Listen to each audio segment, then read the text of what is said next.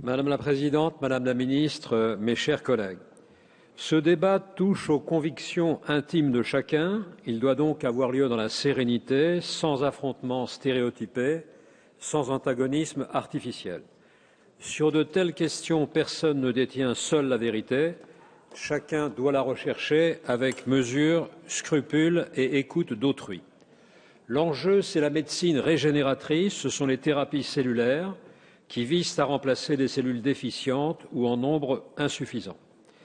À travers ces recherches, à terme, peut s'ouvrir la voie au traitement d'affections graves et souvent incurables aujourd'hui, maladies neurodégénératives, Alzheimer, Parkinson, sclérose en plaques, cardiopathie, diabète insulinodépendant, dégénérescence maculaire liée à l'âge, lésions de la moelle épinière, etc.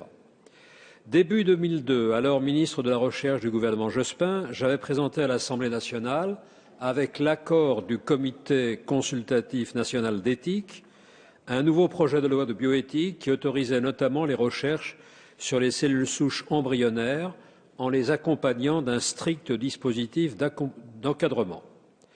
Le 22 janvier 2002, ce projet de loi de bioéthique avait été adopté par l'Assemblée nationale à une très large majorité, 325 voix pour, 21 contre, très large majorité qui dépassait les frontières partisanes.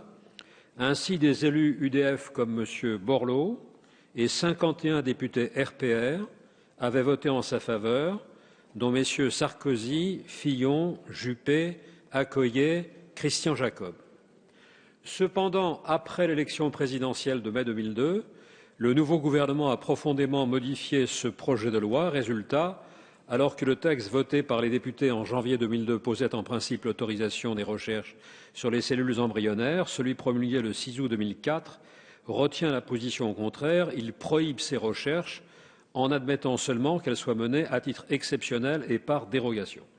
Ce principe général d'interdiction sauf dérogation a été maintenu dans la nouvelle loi de bioéthique du 7 juillet 2011, d'où, pour mettre fin à ce statu quo, cette proposition de loi déjà adoptée au Sénat en décembre 2012 et qui est conforme aux avis rendus par toutes les instances qualifiées, Comité national d'éthique et Académie des sciences dès 2001, Agence de la biomédecine en 2008, Conseil d'État en 2009, Académie de médecine en juin et décembre 2010, etc.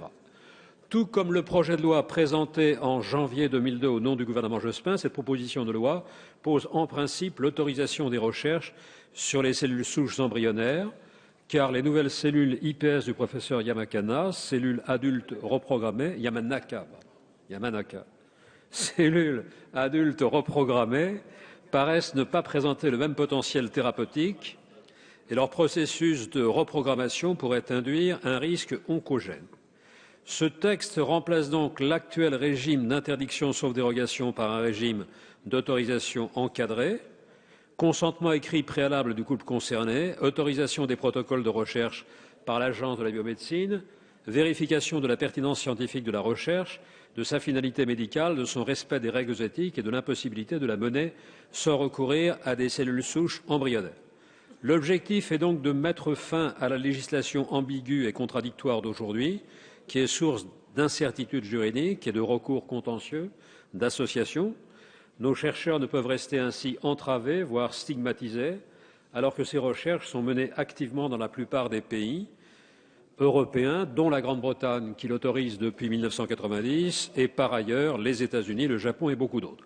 Pour leur part, les chercheurs français risquent d'être distancés dans la compétition scientifique internationale. Cela revient donc, si l'on maintient cette loi, à handicaper nos chercheurs, mais c'est surtout pénaliser les malades. Ceux-ci aspirent à voir les recherches progresser et développer de nouvelles thérapeutiques susceptibles de leur apporter des chances de guérison. Mes chers collègues, dans quelques instants, vous allez vous prononcer.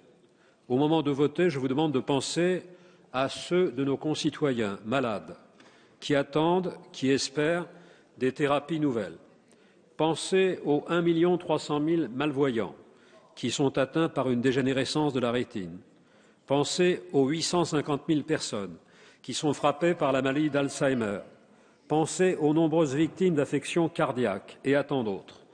La grandeur de la recherche médicale, c'est de faire reculer la souffrance et la mort, c'est de donner plus de chance à la vie face à la maladie, c'est de rendre l'espoir à ceux qui l'ont perdu. Une partie de cet espoir se joue ici, aujourd'hui, dans cet hémicycle, qui a été souvent, si souvent, un lieu de progrès et de fraternité. Pour le groupe GDR,